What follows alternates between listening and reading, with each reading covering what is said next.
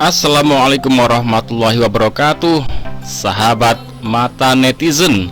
Oke teman-teman, pada video kali ini saya akan ajak teman-teman semua membandingkan produksi dalam negeri dengan produksi Cina ya. Nah, kita kenal Cina itu kalau memproduksi kendaraan itu sudah merajai dunia bahkan ya. Jadi dia memiliki pabrik, kemudian ekspor kemana-mana, dan sudah nggak cuma diperhitungkan tapi sudah hampir mau menguasai dunia ini. Nah, apakah produk Indonesia bener-bener kalah bersaing dengan produknya luar negeri? Oke, kita akan simak seperti apa produk kita dan seperti apa produk yang di luar sana. Kita akan lihat produknya bus produk BYD ya, Build Your Dream di Cina. Kita bandingkan dengan yang di Indonesia, karoseri Indonesia. Nah, ini liputan di BYD. Ini peliputnya orang, biar kita dengerin ngomongnya Inggris, ngerti nggak ngerti kita simak aja, karena ini memang bener di sana ya. Kita cek nanti seberapa sih, apakah kita bener-bener bisa bersaing nggak sih ya. Of course, all of these parts are put together over there. It's behind the camera, but this is where the sexy part begins, because this is the first time you can kind of tell that that is probably going to be a bus. And this is where they're welding everything together. I'm no expert, but I think they're welding this together. And then after that, all of the parts are going to be starting to come in. It's pretty exciting. So let's go to the next stop and check out what they're doing over there. Check this out, all electric forklift. I would like to own one. We'll see if they can hook me up with one. But anyway, we're here at the next step where they're putting panels on the frame of the bus to kind of give it a shape. Oke, kalau kita lihat ini prosesnya seperti ini ya. Ini kan proses yang bener-bener manual. Jadi membuat bus itu tetap saja manual. Kecuali kalau mobil-mobil kecil, nah itu bisa dibuat sistem computerized, mesin-mesin robot yang diinstal, disetting untuk bergerak secara computerized.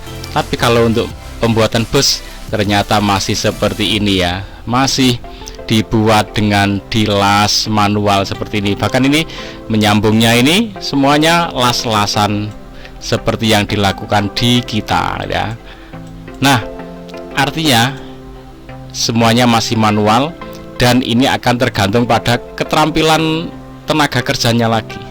Kalau keterampilannya bagus, maka hasilnya akan halus bagus, tapi kalau keterampilannya kurang, tentu saja akan kurang. Berarti proses pembuatan seperti ini Indonesia jelas tidak kalah. Bahkan kita tuh sudah bisa ekspor ya, bisa mengeluarkan produk kita. Nah, ini plat-plat dipasang, dilas ya, kemudian di interiornya juga seperti ini ya. Semuanya dilakukan secara manual. Oke, seperti ini.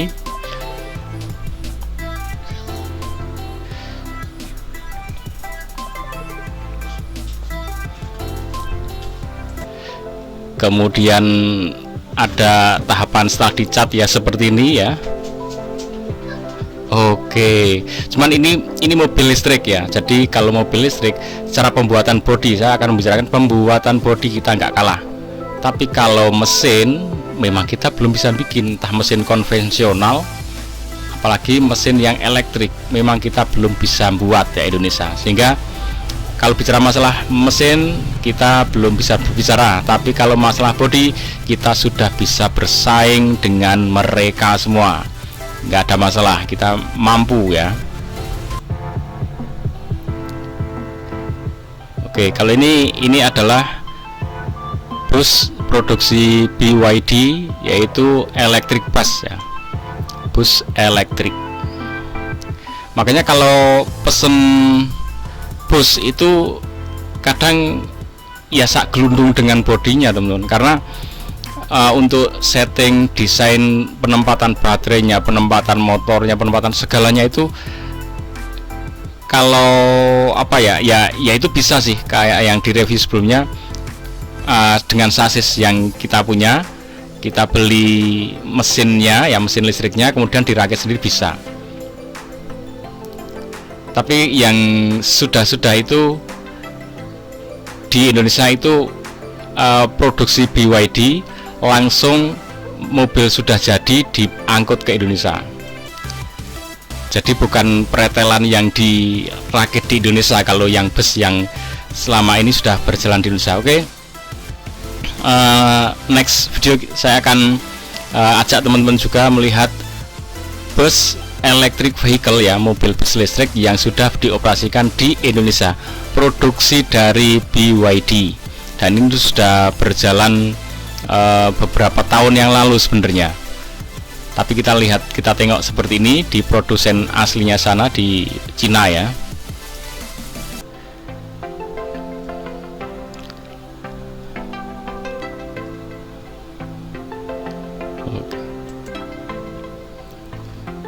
Seperti ini interiornya. Kalau ini yang tipe bukan bus yang seperti Transjakarta ya. Kalau untuk yang model Transjakarta itu desainnya beda ya.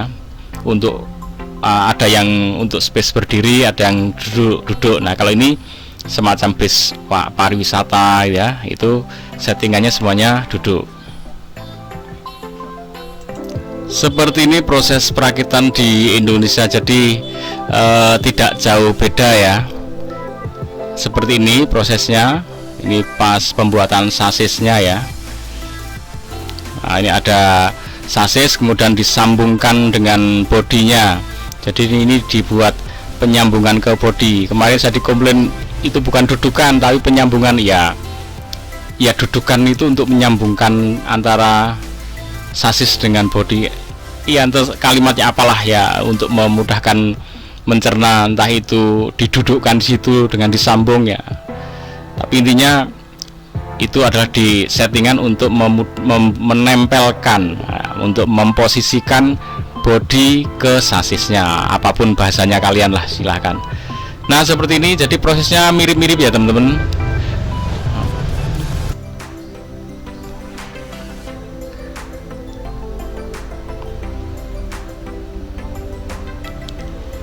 Oke, ini adalah proses di Indonesia. Jadi prosesnya benar-benar sama.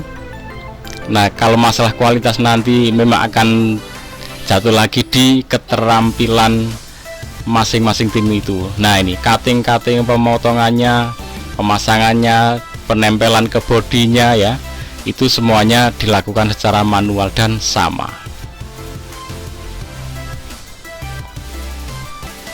Oke teman-teman, intinya untuk karoseri, untuk pembuatan bodi, bus dan sebagainya, Indonesia fix tidak kalah ya. Jadi kita tidak ada istilah minder dalam hal produksi karoseri.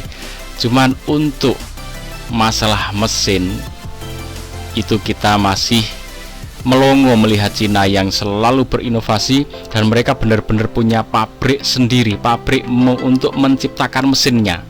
Enggak cuma merakit. Indonesia baru di tahap merakit, yang benar-benar bisa membuat sendiri, bisa mengalahkan Cina bahkan, itu ya membuat bodinya seperti ini. Oke teman-teman, sahabat mata netizen, semoga menambah wawasan kita, pengetahuan kita, dan kecintaan kita terhadap Indonesia, bahwa kita sebenarnya bisa teman-teman. Ikuti terus. Assalamualaikum warahmatullahi wabarakatuh.